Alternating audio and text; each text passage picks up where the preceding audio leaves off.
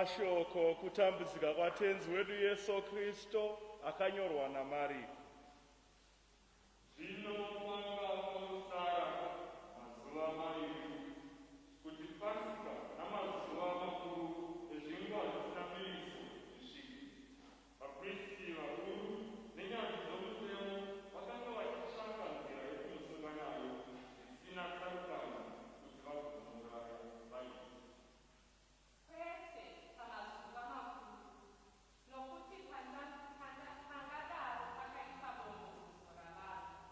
zvino Jesu zvaakanga agere pakudya mumba maSimoni wamaperembudzi kuBhetania, pakauya mumwe mukadzi nechino chomunyakwe wearabhasta chiine mafuta okuzora aiva enadi chaiyo anokosha kwazvo. Akapindura chiro chiya akadira mafuta mumusoro maJesu. Pakava navamwe vakanyunyuta nazvo vachiti, mafuta aya asabisirweiko kudai? Mafuta aya angadai atengeswa madhinari anodarika mazana matatu, mari yacho ichipihwa varombo vakapopotera murayiro. Asi Jesu akati, Siyanai naye, munomunetserei. Ingaita chinhu chakanakisa wani kwandiri. Varombo munavo nguva dzose wani. Pamunenge madira zvenyu, munogona kuvaitira zvakanaka, asi ini hamuneni nguva dzose. Aita zvaagona, afanozora muviri wangu mafuta kuitira kuvigwa kwangu. Zvechokwadi chaizvo ndinoti kwamuri, kwose kwose kuchaparidzwa shoko iri rakanaka pasi pose, zvaaita zvichataurwawo sechinhu chokumuyeuka nacho. zvino Judhasi Iskarioti, mumwe wavagumi vaviri, akaenda kuvaprista vakuru kuti amutengese kwavari. Pavakazvinzwa, vakafara vakavimbisa kupa mari. Akatsvaka nguva yakanaka yokutengesa nayo. Pazuva rokutanga rechinguva chisinamiso, musi wavaibaya wayana yaPasika, vadzidzi vake vakati kwaari,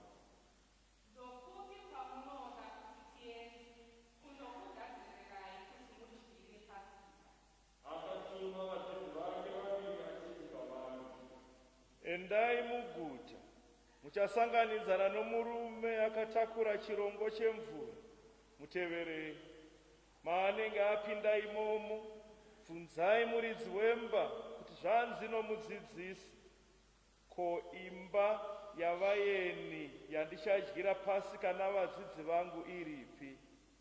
Iye achakuratidzai imba huru yapamusoro, makanyatsorongedzwa, yakagadzirwa. Chigadzirirei imomo. vadzidzi vaye vakaenda, vakasvika muguta, vakasvikowana sezvaakanga akataurira. Ndopekapinda Pasika. Ava manheru akauya navane gumi navaviri. Pavakanga vagere pakudya, Jesu akati, Zvechokwadi ndinoti kwamuri, mumwe wenyu ari kudya neni achanditengesa. vakatanga kusumana. Mumwe nomumwe akati kwaari, iye ndokuona. Ndo mumwe wavane gumi navaviri wandiri kuseva naye mundiro.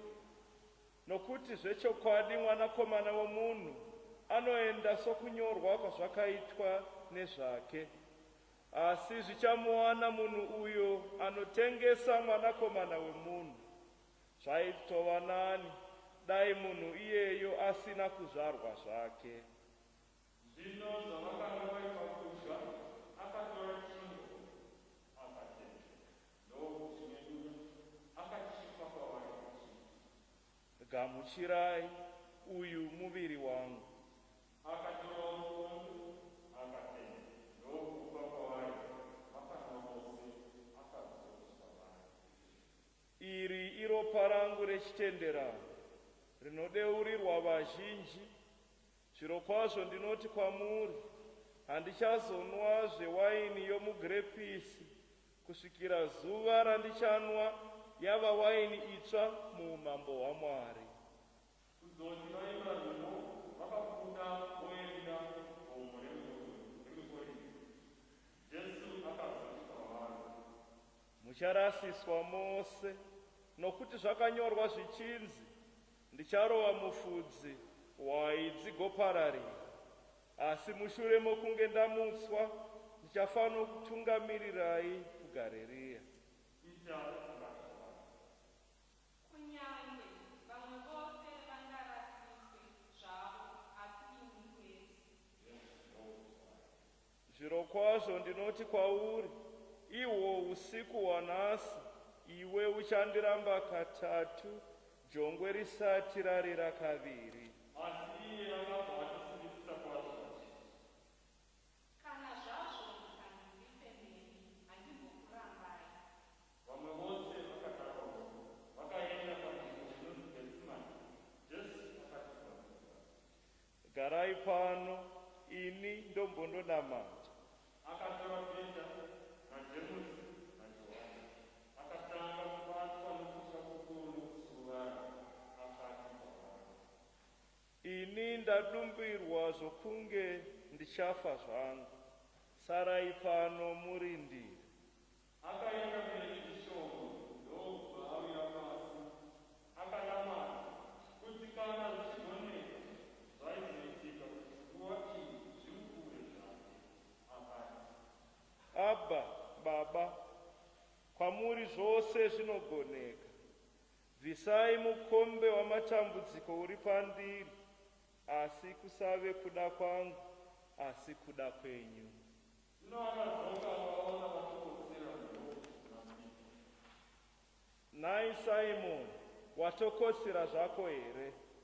Watadza kugaririra kweawa imwe chete? Rindirai munamate kuti murege kupinda mukuedzwa.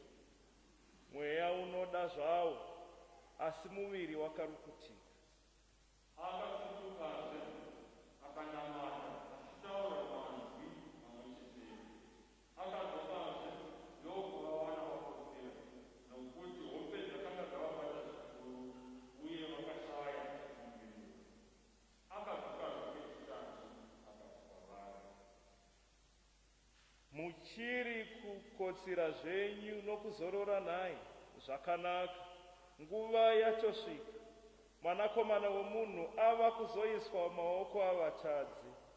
Simukai tiende, houno anondipandukira wava kusvika.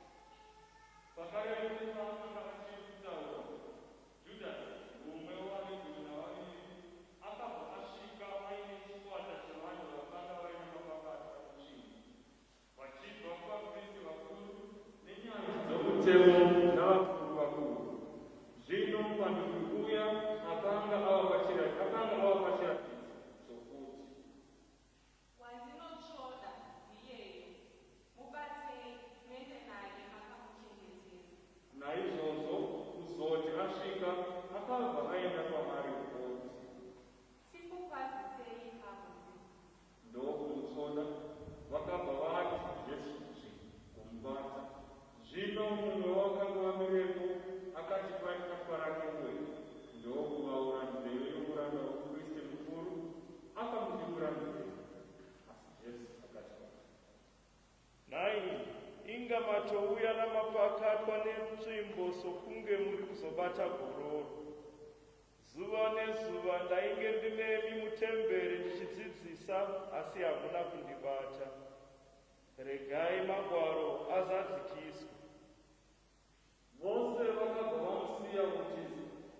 Mumwe mukomana akamutevera, akafuka jira rerimene chete pamuviri wake, vakamubata, asi akasiya jira riya rerimene otiza asina chaakapfeka.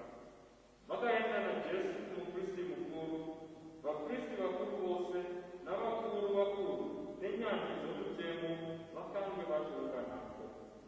Pita akamutevera ari chinhambwe,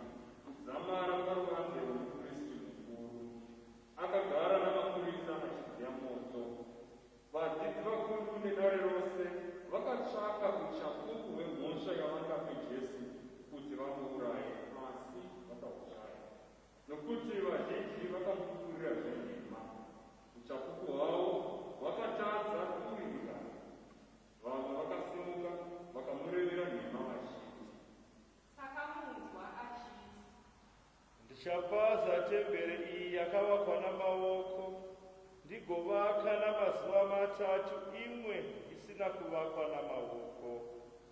Asi kunyange zvakadaro, uchapupu hwawo hauna kuwirirana. Ipapo muprista mukuru akasimuka pamberi pavo akabvunza Jesu achiti, hauna mhinduro here kana zvose zvavari kukupomera? Ko, mhosva dzauri kupomerwa navanhu ava ndedzei? asi Jesu akaramba akanyarara, haana kuvapindura chinhu. Muprista mukuru akamubvunza zvakare achiti, Ndiwe Mesiya here, mwanakomana wanyakurumidzi? Jesu akati, Hongu ndini. Muchaona mwanakomana womunhu agere kurudyi rwaSamasimba Ose, achiuya ari mumakorede. ipapo muprista mukuru akabvarura hanzu dzake achiti, Tichadirei zvezvapupu? Manzwa kushona kwake Mwari, munotii nazvo? vose vakati, ane mhosva uye anofanira kuti afe. Vamwe vakatanga kumupfira mate, vachimukubidza kumeso ndokumurova nembama vachiti, Porofita. mapurisawo akamugama nembama. Izvozvo Pita akanga ari nechapasi paruvande. Mumwe musikana webasa womuprista mukuru akasvika. Zvaakaona Pita achibva moto, akamutarisa akati, Newewo wakaona Jesu weNazareti. asi akazviramba. Handizvizivi kana kunzwisisa zvauri kutaura. Akabvapo akaenda kusuo guru. Zvakare musikana webasa uya zvaakamuonazvo akatangazve kutaurira vakanga vamiripo achiti, Murume uyu mumwe wavo. asi iye akazvirambazve. Papera chenguvana chitukuduku, vaya vakanga vamirepo vakatizve kuna Pita, Zvechokwadi uri mumwe wavo iwe, nokuti uri wekuGarirea. ipapo Pita akatanga kuzvivengerera rushamba achipika achiti, Handimuzivi munhu uyu wamuri kutaura. vakareka. Jongwe rakabva kukuridza kechipiri. Ipapo Pita akaimuka zvakakazataurwa naJesu zvokuti, Jongwe risati rarira kaviri, uchandiramba katatu. akabva atanga kuchema zvinosiririsa. Kuzoti kwangoedza, vaprista vakuru vakagaragara navakuru vakuru vavaJudha nenyanzvi dzomutemo muIsraeri yose vakasunga Jesu ndokuenda naye kundomudurira kuna Pirato. Pirato akamubvunza achiti, Ndiwe mambo wavaJudha here? iye akapindura achiti, Inga matozvireva wani. vaprista vakuru vakamupomera mhosva zhinji. Pirato akamubvunzazve achiti, Ko, hauna chaunopindura here? Inzwa kuti vanokupomera mhosva dzakawanda sei. asi Jesu haana zvachaakapindura kwete, zvokuti Pirato akashamiswa. Nguva dzose pamazuva makumi, Pirato vainosunungurira musungwa mumwe chete wavainge vakumira. Mukati mavapanduki vaiva mutengo vakanga vauraya munhu muchimurengi, maiva nomumwe murume ainzi Bharabhasi. Kuzoti mhomho yavanhu yakwira paPirato yakatanga kumukumbira kuti avaitire sezvaaizi kuvaitira. Zvino Pirato akavabvunza achiti, Ko, munoda kuti ndikusunungurirei mambo wavaJudha here? nokuti akanga azviona kuti vaprista vakuru vakanga vachienda Jesu kwaari pamusana peshango. Asi vaprista vakuru vakapeshera vanhu kuti avasunungurire zvavo Bharabhasi. Pirato akapindura achiti, Ko,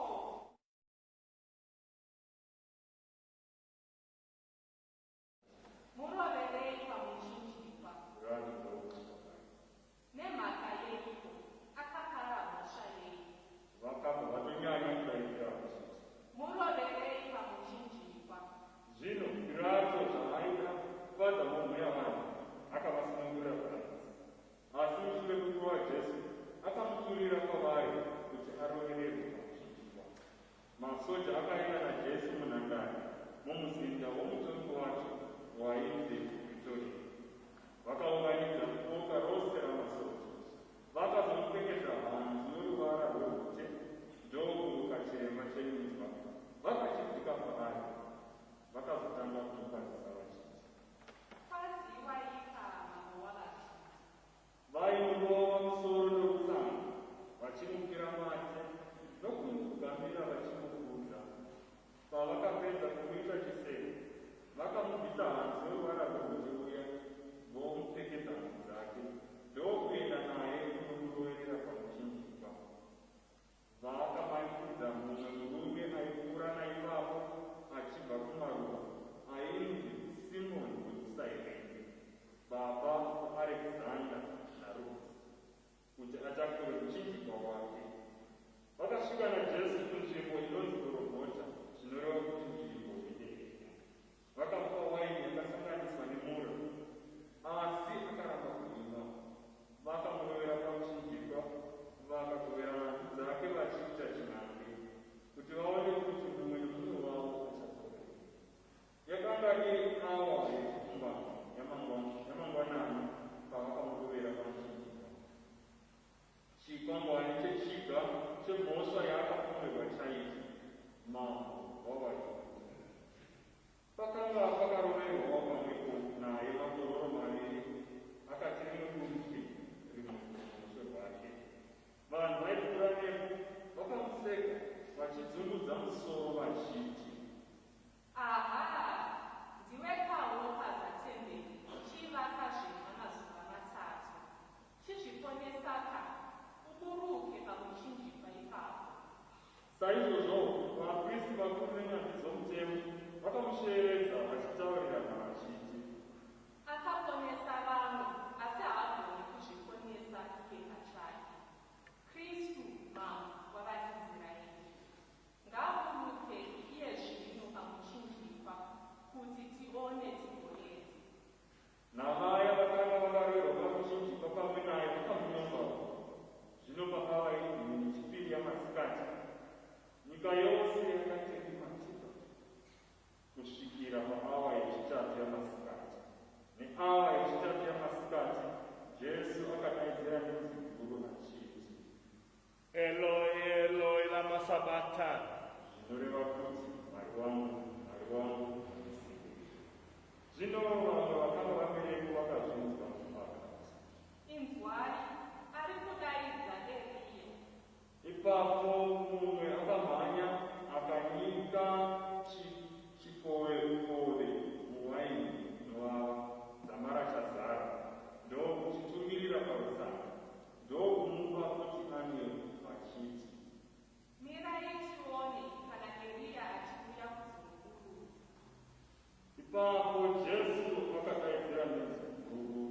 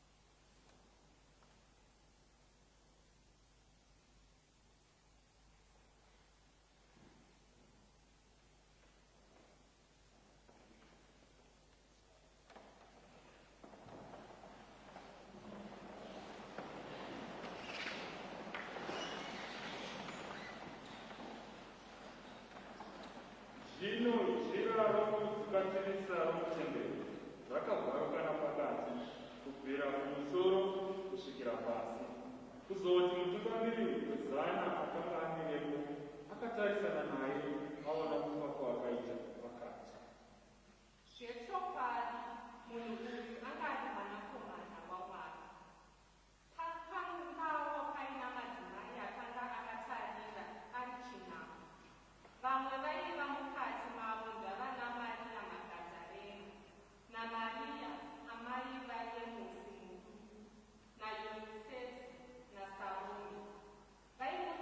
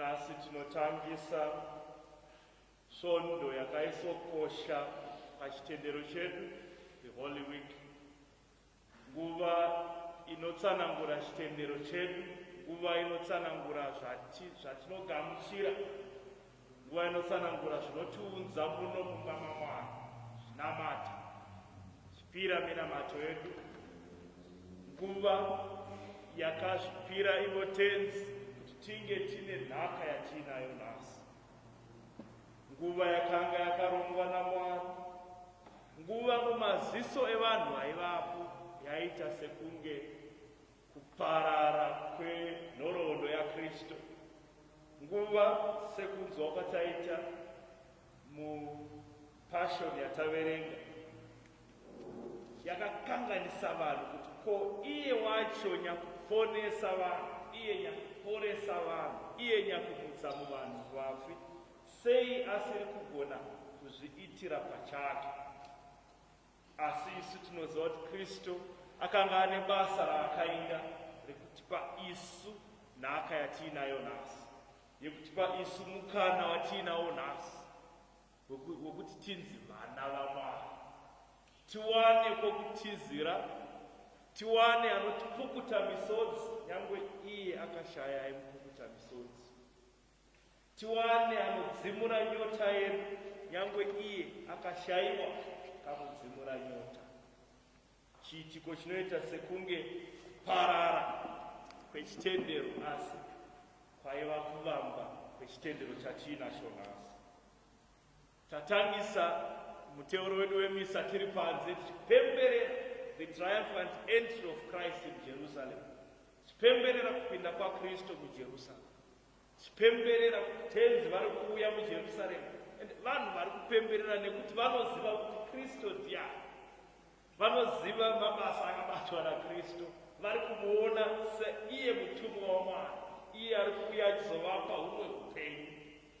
Tikada kupinda mutsoka dzevanhu vaiva panguva iyi, tinogona kunzwisisa confusion yaivapo, kuti the person who is to lead us out of this bondage ari kubatsira kubva mukubhadhara mitero kuvaRoma, achaumba Israeri, vari kumugamuchira vachifara vachitarisira zvakawanda, and by the end of the week there's confusion, there's total chaos. Anosungwa, anotambudzika, anotsanangurwa nechipiyaniso, anofa achinyombwa nevanhu. There's total confusion. How can this be Christ? How can this be God? And it's not a confusion yakangoitika nguva iyoyo chete nazvino. And this is the discernment of the presence of God, kuziva uvepo hwaMwari muupenyu hwedu, nyangwe sevanhu vakararama nguva yaYesu, vachiona tenzi achitambudzika, vachiona mununuri achishaiwa simba. That was still Christ, that was God, that was the presence of God in totality, asi zvaisaoneka. Same with us. Nhasi uno zvatinosangana nazvo zvinogona kuvhiringa pfungwa dzedu zvekuti it's hard to believe the presence of God. It's hard to even experience that God is with us. But remember, that was the totality of God's presence. Nyangwe zvaita sekunge munhu akapfirwa mate, akadonzwa, aidonzwa ndebvu achidonha ropa achita, that was the fullness of God. Likewise in our own times, patinosangana nezvinhu zvakaoma, Mwari varipo. And it's grace to see that. Inyasha kuona kuti indeed God is with us. Muchiverengo chekutanga kubva kuna Isaya, pane mashoko atinogona kudzidza kubva kwaari. Zvanzi, mangwanani oga oga anondimutsa kuti nzeve yangu iite soyomudzidzi. Each morning he wakes us up to hear and to listen like a disciple. Mangwanani oga oga atinomuka, zuva roga roga, nguva yose yatinopiwa natenzi inofanira kududza svondo yatiri kufamba the Holy Week, zviitiko chekukwaniswa nhaka yaMwari. And tinoziva kuti mangwanani edu anosiyana. Handiti nhasi mangwanani anhasi, musi wesvondo, that's the day of the Lord, izuva raMwari. Mangwanani atinosvika pedyo naMwari nekuti izuva ratinopira kuna Mwari. and ndite chirisponda zvekutaurwa naisaya mangwanani oga oga anondimutsa kuti nzeve yangu iite seyomudzidzi. Asi pane mangwanani amangwana emusi wemanje vakawanda vari takumhanya mumabasa takuenda mabhiloko akasiyana siyana zvatinoita. Mangwanani zvekare atinonzi tive nenzeve seyomudzidzi. There will be Tuesday, chitatu, maybe the heat of the moment. Thursday, the peak. Pane zvakawanda zvikuitika muupenyu hwedu. And all those mornings, mangwanani ose aya, nzeve yedu inofanira kuva seyomudzidzi. You have to listen. And chiva vana vamwari. Come Friday, maybe we are anticipating the weekend. What has been of the week? A lot of pressure can be with us. But even in that pressure, mune zvakawanda izvozvo nzeve yedu inonzi inzwe soyomudzidzi. And mudzidzi unoziva munhu akaita sei. We know the example of a disciple. We have the text. Tinavo mushoko raMwari vadzidzi vaJesu. Vana John aiva panyasi patenzi by the feet of Christ. Vana Maria Magdalena vaivawo nenhoroondo yakanga yakati shatei vanhu vachisangana naKristu vachiva nomumwe upenyu. Those are the disciples. And kuteerera kwedu each and every day should be like that. Though my examples atinavo vana Peter, Maria mai vaKristu, vana Andrea, these are our examples from our text of faith. Asi tine mamwe maexamples ari muupenyu hwedu. Tine vapriste nababa Kaparasa, fortunately vadamo vanoshanda vari kuZambia. Tine vana vedu handi vari kuuya kuno kuchechi, handi vaKristu, they are disciples of Christ. Tine vabereki vedu, them too are disciples of Christ. Nzeve yedu inofanira kuva seyapo. Tine vakomba vari mumunhu hama neshamwari. Murume wangu, can you imagine that? My own husband is a disciple of Christ. And likewise, listening like he does. Mudzimai wangu, muteveri waKristu. Kudaro tine maexamples akawanda echitendero atinawo mushoko raMwari. But even many more closer to home. Vari pedyo nesu. Kazhinji kacho, sezvo mangwanani edu eMonday, Tuesday, chitatu, tinogona kuvakanganwa, tinogona kusavaona, indeed as disciples of Christ. Asi ndo pane shoko raMwari. Mangwanani oga oga anoita kuti nzeve yedu inzwe ichinzwa senzeve yomudzidzi.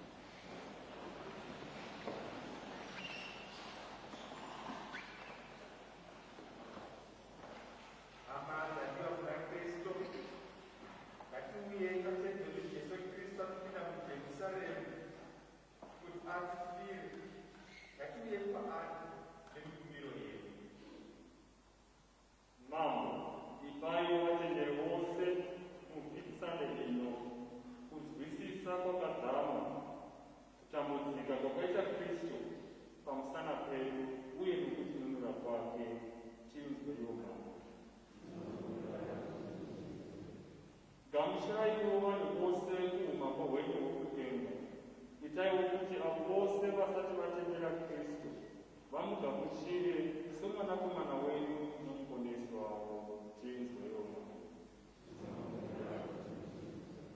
Tibatsirei kuti tidzidze kubudikidza nokutambudzika kwenyu, titakure zvipiyaniso zvedu nokuzvipira kwamuri zvizere uye kubatsirawo vanhu. Itaiwo kuti avo vose vasina mufaro vari mukuzvisikana nokutambudzika vanyatsoona kukosha kwoupenyu, vagotarira kwamuri, vava nesimba kubudikidza nokutipira kwamakaita. Tinzwewo Mwari.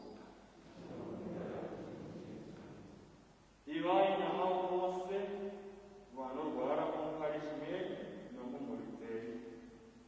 Gamuchiraiwo munondo wenyu wekudenga avo vose vakafa, kunyanya vomuparishi ino vakafa munguva ichangodarika. Tinzwewo Mwari. Zvino ngatinamatei tichinyararire, tichinamatira zvichemo zvemwoyo yedu nezvose zvakanyorwa mubhuku reparishi rezvichemo.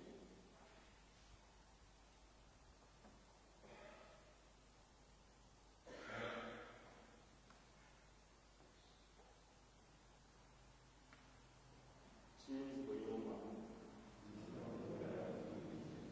Ngatikumbirei amai vedu vari musanje kuti vatinamatirewo nokutireverera tichiti: Wazwai Maria.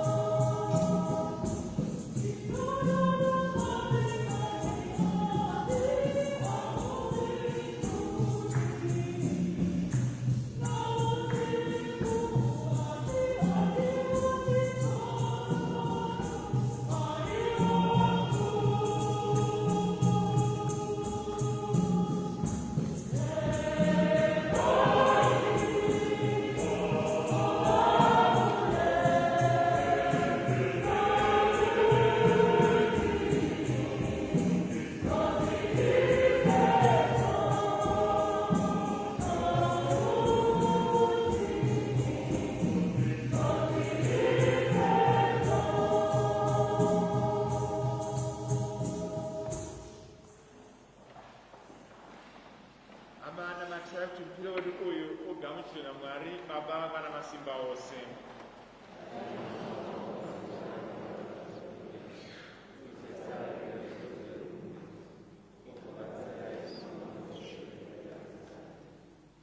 Mwari tenzi, mwanakomana wenyu akazvipira akatifira pachipiyaniso kuti tive vana vanokufadzai, nokuti hapana chatinokwanisa kuita isu toga pachedu. Chitambirayo mupiro uyu utibatsire kumutevera nokugara tichikufadzai, kuti tisvike kwamuri kurupenyu rusingaperi. Mambo ngaave nemi. Ipai moyo yenyu kuna mambo. Ngatitendei Mwari. Zvechokwadi ngatimutendei nokuti ndizvo zvinofanira kuitwa, ndizvo zvinosvitsawo kuupenyu. Mwari Baba imi muna masimba osina kugara narini, tinokutendai misi yose tichirevererwa naKristu muromo wedu. Kanazvo zvazvo akanga asina nemhosva yose yaakanga apara, akabvuma zvake kutifira isu vatadzi kuti aripire matadzo edu. Kufa kwake kwakabvisa matadzo edu, kumuka kwake kunotiraramisa, kunotipa upenyu utsva, kunotiwadzanisa nemi. Naizvozvo imi Mwari Baba tinokuimbirai misi yose pamwe nengirozi navasande vose tichiti musande, musande, musande. Mambo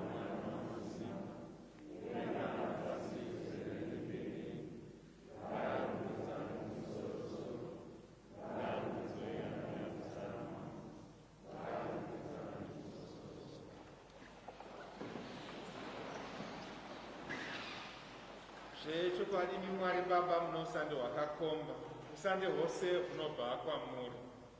Tumaiwo mweya wenyu azonatsa zvatiri kupera izvi, zvive muviri neropa raIshe Kristu mambo wedu. Musi waakazvipira kurufu, akabata chingwa, akakutendai ndokuchimedura, akachipa vadzidzi vake achiti, gamuchirai mose mudye, uyu muviri wangu unopirirwemi.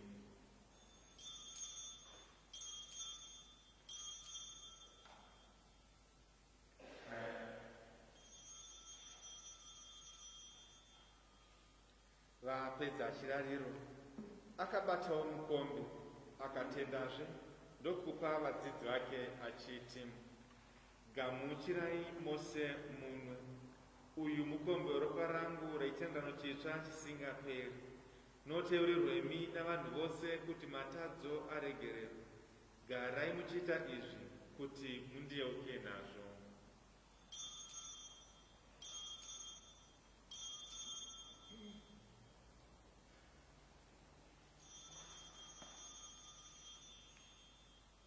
Ngatipembererei mununuri wedu. Tinokurumbidzai Mambo, imi makatifira, imi makamuka, muchazouya. Mwari Baba, tinopira kwamuri mupiro uyu wechingwa choupenyu nomukombe weruponeso. Tinopira ticheuka kutifira nokumuka kwakaita Kristu. Tinokutendai imi maita kuti tive pano pamuri kuzopira mupiro uyu. Tumeiwo mweya wenyu azoita kuti vose vanogamuchira muviri neropa raKristu vave vamwe chete.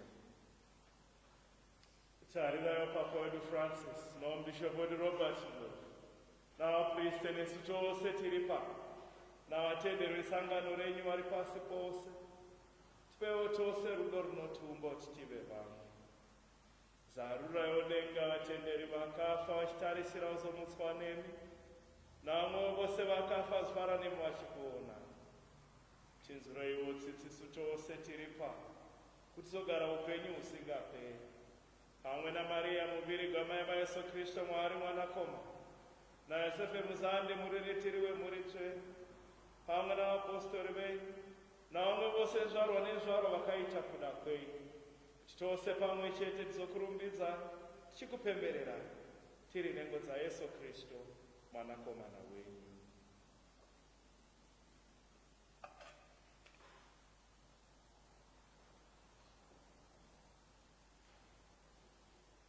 Tinokurumbidzai Mwari Baba nomuromo waKristu.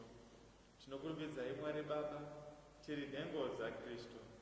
Tinokurumbidzai Mwari Baba namweya anogara matiri. Tinokurumbidzai Mwari Baba kwemisi isingaperi. Muponesi wedu pachake ndiye akativairotira tiza chinamato ichi, nokudaro semhuri imwe chete ngatinamatei tichiti: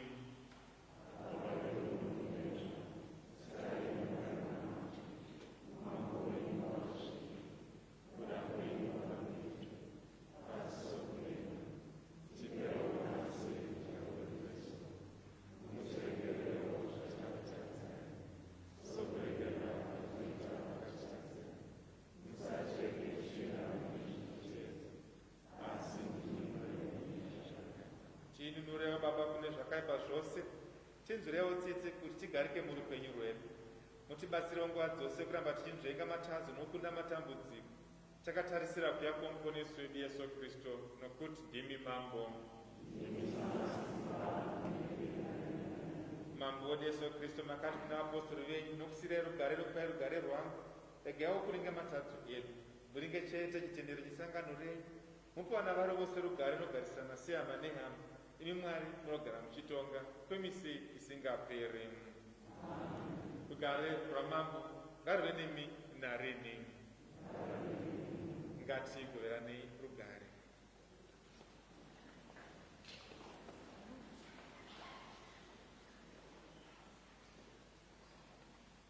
Vana yaMwari,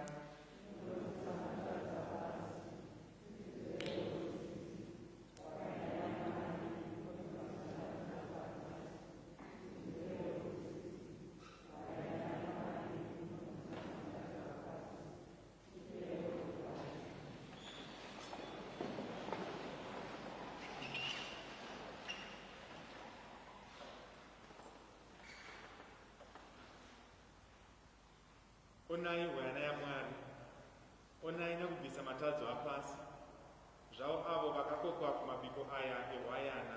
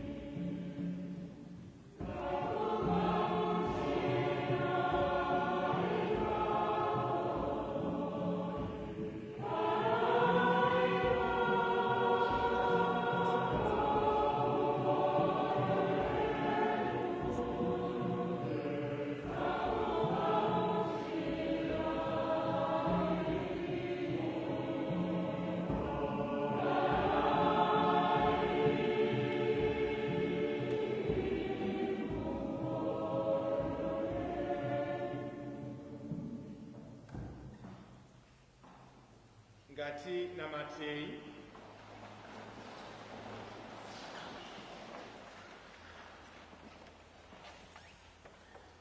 Mwari Baba vedu, matigudza nechidyo chenyu chedenga, tinokutendai. Mwanakomana wenyu akatifira kuti tive vatenderi vakasimba vanogara vachitarisira kwamuri. Tinokumbirawo kuti mwana wenyu akamuka muvafi atiite vatenderi vakashinga, atitungamirire kurupenyu rusingaperi.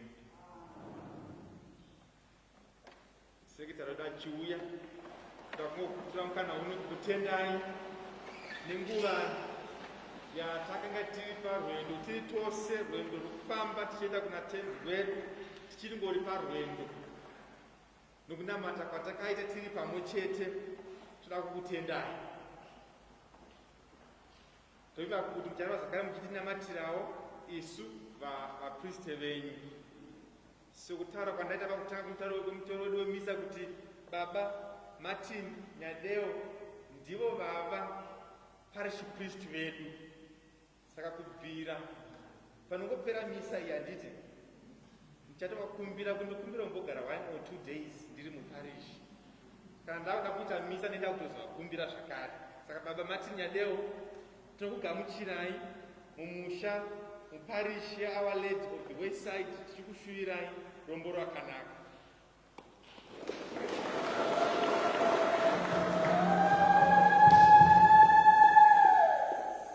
Vana vatenderi vepaOur Lady of the Wayside, vatenderi vakanaka zvikuru, vamaruseka, vanonamata uye vakandinamatisawo.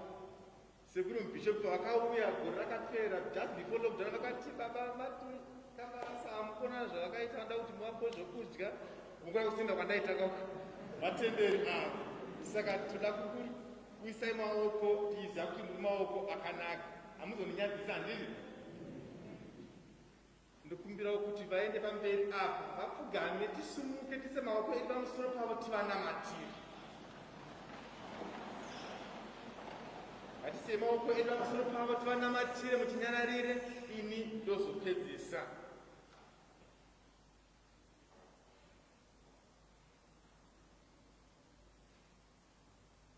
Mwari Baba wamasimba ose, kubvira makare kare makatuma vaprofita, vatungamiriri nevapristi vevanhu venyu kuti vanhu venyu vagare zvakanaka uye vagosvika kuupenyu husingaperi.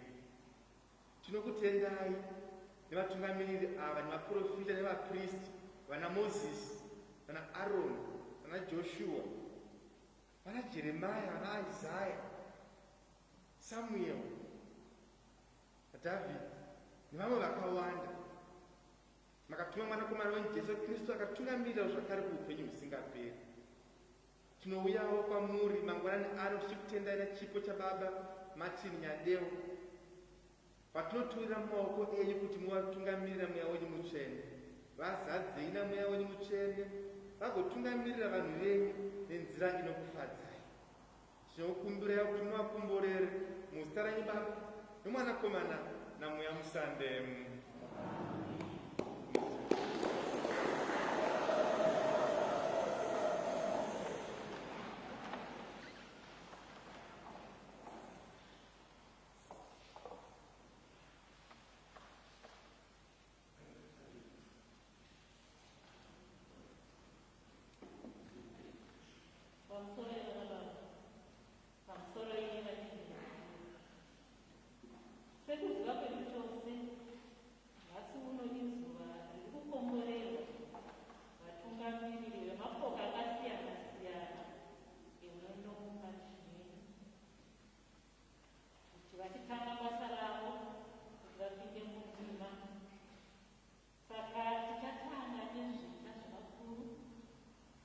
Takumbirisa amai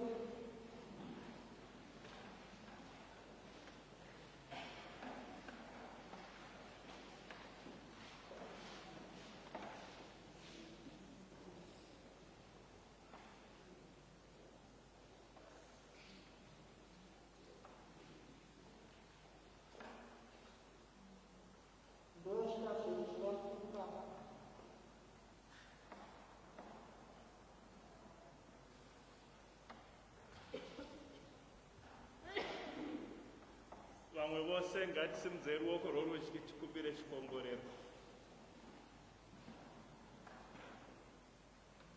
Mwari muna masimba ose, tauya pamberi pouso hwenyu chikupai vatungamiriri venyu ava vamakasarudza imi vakabva munesu vanhu, kuti mukutungamirira kwavo vachigonese kusvika pedyo nemi, muchivapawo chiedza chenyu kuti muchishandisa maoko avo, makumbo avo nemiromo yavo, shoko renyu imi ringe riri iro richaparidza, chivasimbaradza mwoyo nekuvapa mwoyo murefu. Panguva yokukonona muvape kushinga, panguva yokutya muvapewo chivindi chokuziva kuti imi ndimi munovatungamira. Vachanzwa mazwi anodzorera mumashure, vayeukewo rwendo rwakafambwa namambo wedu Yesu Kristu. Chiedza chenyu chirambe chiri pavari, muchivadzivirirawo kuzviteyo zvose zvaSatani nemweya yese yakaipa.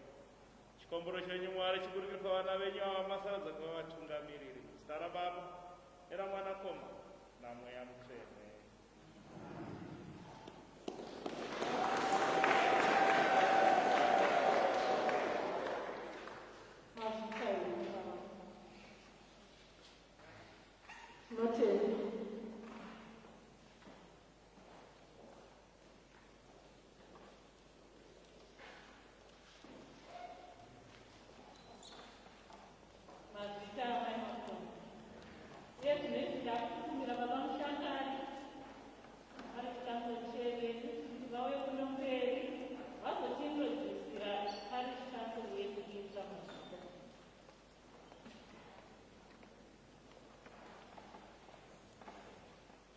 Msora ivatenderaniwa ndichatora mukana unoyo kuti ndiite zvinhu zviviri. Chinhu chokutanga, ndakamirira parishi yedu yewaneweisaidi.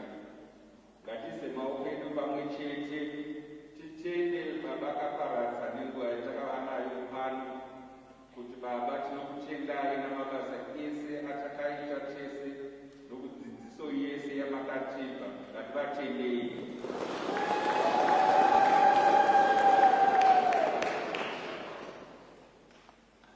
Pamwe chete tinouyazve tichida kuti taita rombo rakanaka kuti kuinda kwaBaba vakaparadza nakurwawo umwe mupriste. Kune maparisha akawanda vari kuopareta vasina mapriste. Isu tine rombo rakanaka rokuti tapuhwa mupriste Baba Martin Nyadewo, vachitava navo kwenguva ino kubvira zvino tichienda mberi. Ngativagamuchirei nomufaro tichiisa maoko edu pamwe chete. Ndinotouya chiti ndozuva rangu rokupedzisira kutaura nemi saparishi chaipese. Saka panguva ino ndoda kukumikidzai vanhu vamakasarudza savatungamiriri, inova iyo executive yeparishi, uye tozodaidza mamakadzilazi ese kuti vauye vakomborerwe naBaba vagova vanotanga basa ravo. Parishi chaipese medu ndiBaba Martin Makonese, ngavauye mberi. Vanotevedzerwa ivo namai Masimira, ngavauye kunzi ndovice chairperson.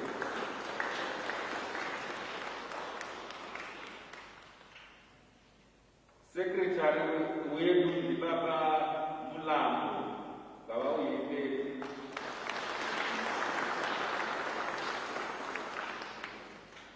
Vachitevedzerwa ivo namai Tachena.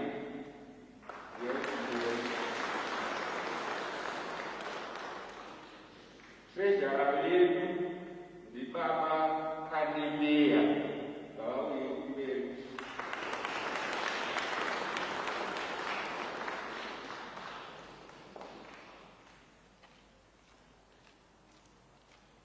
Iyi ndiyo executive yedu ichange ichitungamirira parish. Parish zvino ndinoda kudaidza makanselas ese, makanselas avo vanhu vanotungamirira magroups ese, ivo vanozviziva. Tinokumbira kuti makanselas ese muuye kuno kumberi mujoine executive, mugova kunokomborerwa nekukomishenwa nababa. Makanselas ese uyai kumberi.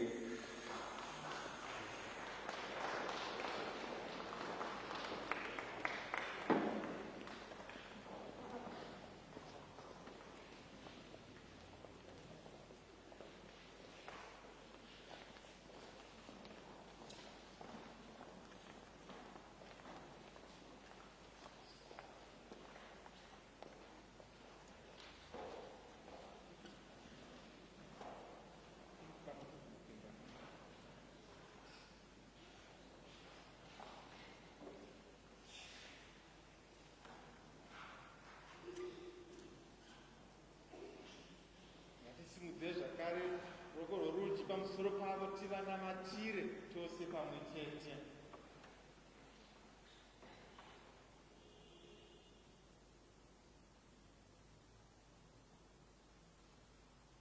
Mwari Baba wamasimba ose, mwanakomana waJesu Kristu paakabhabhatidzwa, mweya wenyu mutsvene wakaburukira paari muchiratidzo chenjiva, akatungamirirwa kuita basa rake namweya mutsvene, achikuteererai, achitungamirira vanhu venyu. Tinouyawo kamuri nevaranda venyu ava vamakasarudza kuti vatungamirire vana venyu. Tinokutendai nezvipo zvavo zvakasiyana siyana nechitendero chavo chakasimba. Rambaiwo muchiwedzera chitendero chavo noruzivo rwavo, njere dzavo, uye nokutyai imi Mwari muridzi wavo muna zvose zvavachange vachiita vachitungamirira vanhu venyu. Tinokutetererai Mwari wamasimba ose, imi makatungamirira nokunatsa vatungamiriri venyu namweya wenyu mutsvene. Onai varanda venyu ava vanonyanyodawo zvakare kubatsirwa namweya wenyu mutsvene iwoyo. Vakumburerewo nemagirasiya enyu matsvene, vasimbaradzei mukutungamirira kwavo, muvadzivirirewo kune zvose zvakaipa zvepano pasi. Tinokutetererai kuti muvakomborere muzita renyu Baba neremwanakomana namweya musande.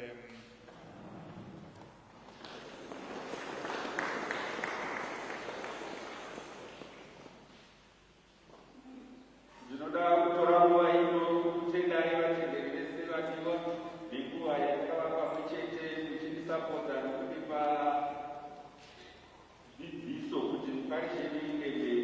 Makanselas vari kutanga basa, tinoda kuti tisangane muhoo tikwanise kutanga basa redu pamwe chete. Ndatenda.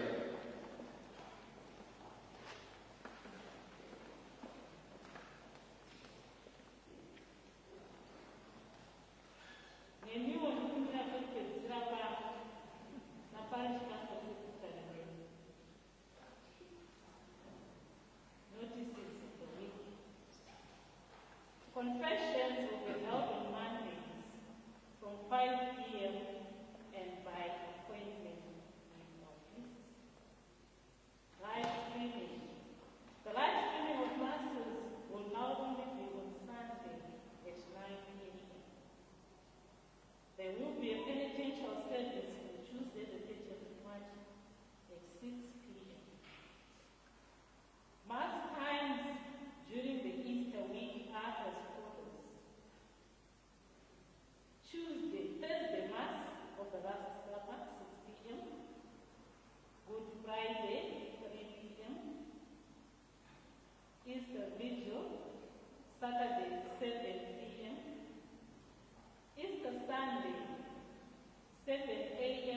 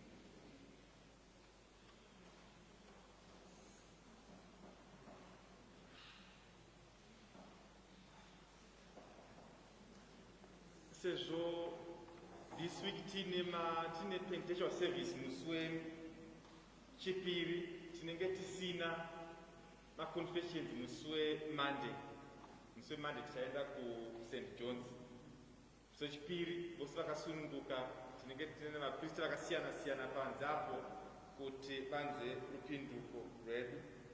Iyo zvakare musi wegood friday tanzwa kuti service iri kuna 3 p.m. semakore ose nzira yechipiyaniso tinokurudzirwa kuti tiitire mudzimba dzedu semhuri pamusana pedenda riripo, saka hatisi kuenda kucathedral sezvataita makore ose.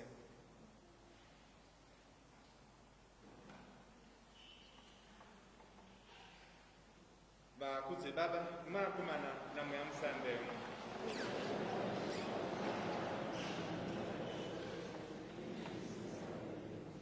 tinovimba namambo.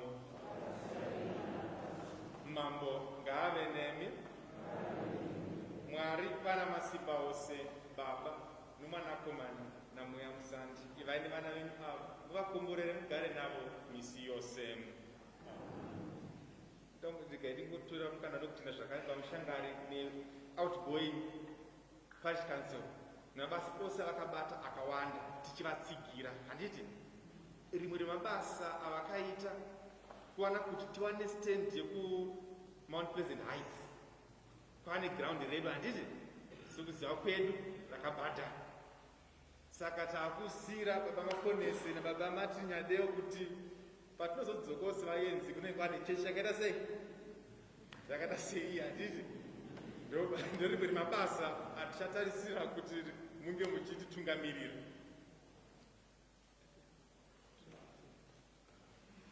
Mutodomisa kupira nemugare nondo rwaKristu.